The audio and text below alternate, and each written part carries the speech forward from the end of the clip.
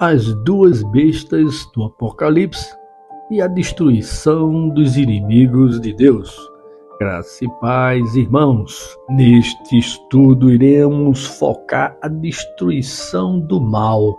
O maligno não ficará presente eternamente. Muito se tem falado sobre quem são as duas bestas do Apocalipse.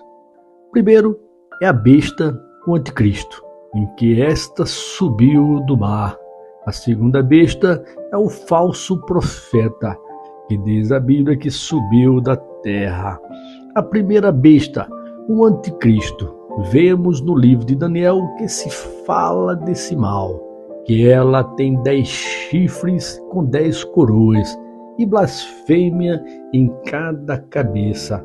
E o dragão deu à besta o seu poder e até o seu trono, lhe dando autoridade. É quando ela sofre um ferimento mortal e é curada sobrenaturalmente. E todos são enganados e ficam maravilhados e seguem a besta. E até adoram o dragão que deu autoridade à besta. É quando a humanidade a adora. E Daniel diz que essa besta fala palavras de arrogância e blasfêmias contra Deus.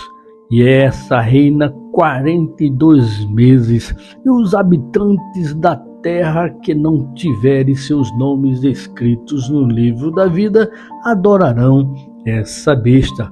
É quando veremos a perseverança e a fidelidade dos santos. Já o falso profeta, que é a besta que subiu da terra, essa besta tem 2 chifres. Ela falava com o dragão e exercia toda a autoridade da primeira besta em nome dela.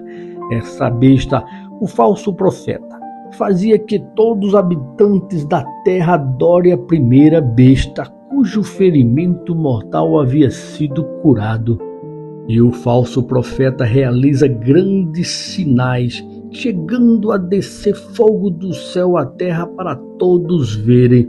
E por causa desses sinais, muitos foram enganados, e mandou fazer imagem dessa besta ferida para a honrar. E que até essa imagem terá vida e fôlego, e aqueles que passassem por ela e não a adorassem seria morto. É quando todos terão a marca da besta e não poderão comprar ou vender sem essa marca, que é o nome dessa besta e seu número. No entanto, o interessante desse estudo pensar é na destruição delas e não o que ela podia fazer. Primeiro é que elas serão destruídas no mesmo dia. Vamos ler Apocalipse 19:20, que diz: Mas a besta foi presa, e com ela o falso profeta que havia realizado os sinais milagrosos em nome dela, com os quais ele havia enganado os que receberam a marca da besta e adoraram a imagem dela. Os 2 foram lançados vivos no lago de fogo que arde com enxofre.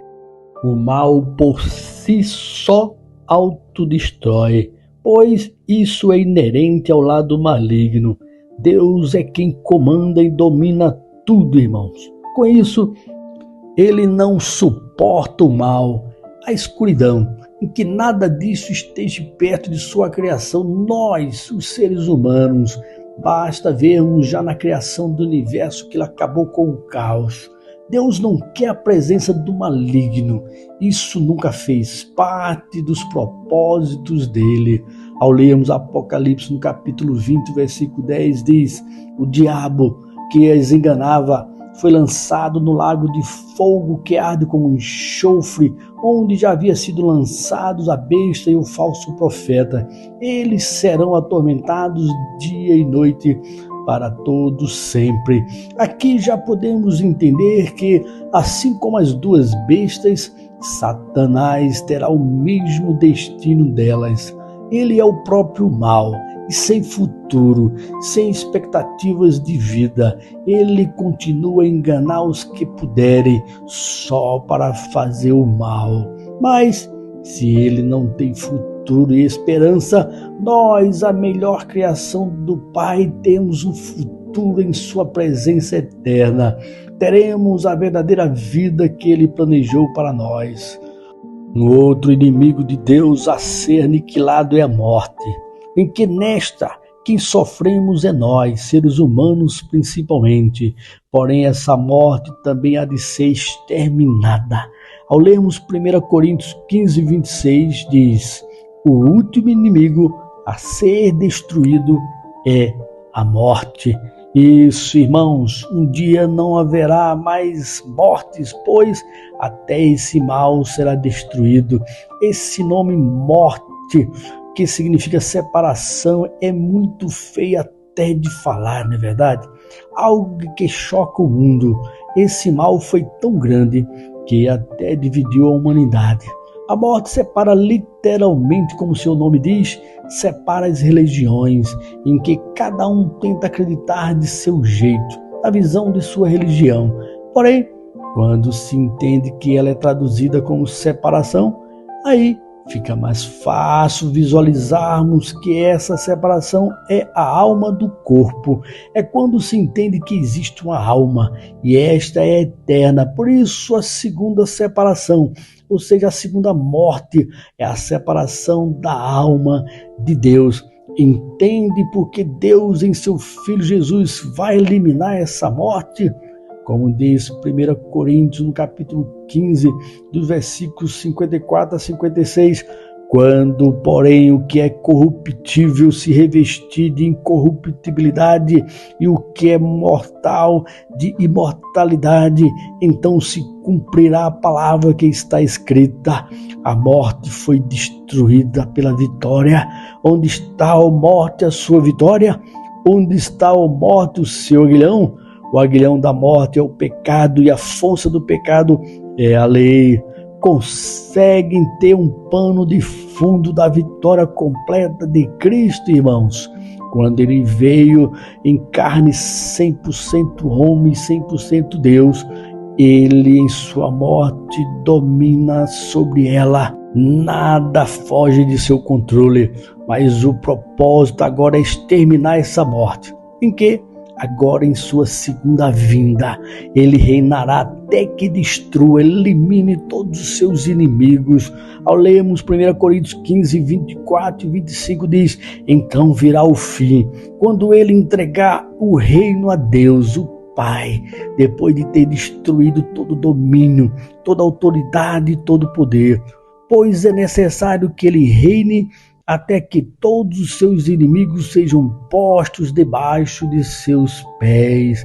Entende aqui o grau de satisfação de Deus Pai em ter um filho assim?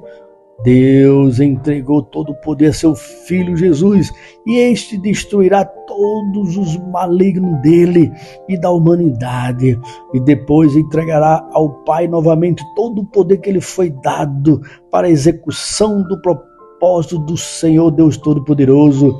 Que tremendo isso, que filho amado.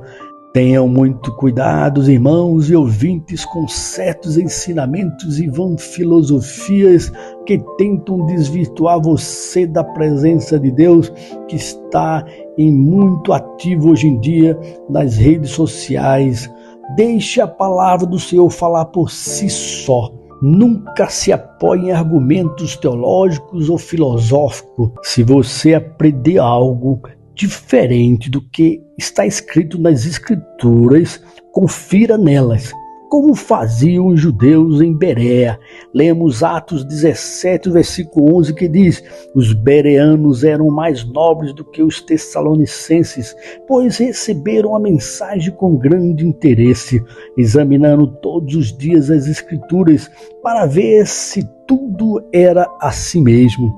Vejo o interesse de uma real observação da correção, se tudo está conforme Deus fala através da Escritura. Assim devemos ser nós, irmãos. Apocalipse significa revelação.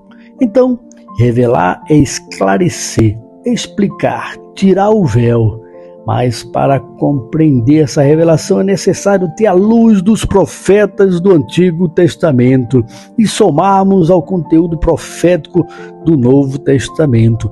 Por isso é necessário conhecer bem as Escrituras como um todo, o que o Senhor Jesus Cristo disse sobre a sua vinda e sobre a sua vida no Evangelho, e ler também as cartas de Paulo. Isso faz uma diferença ao avaliarmos bem cada ensinamento. Amém, irmãos? Vamos terminar o estudo por aqui.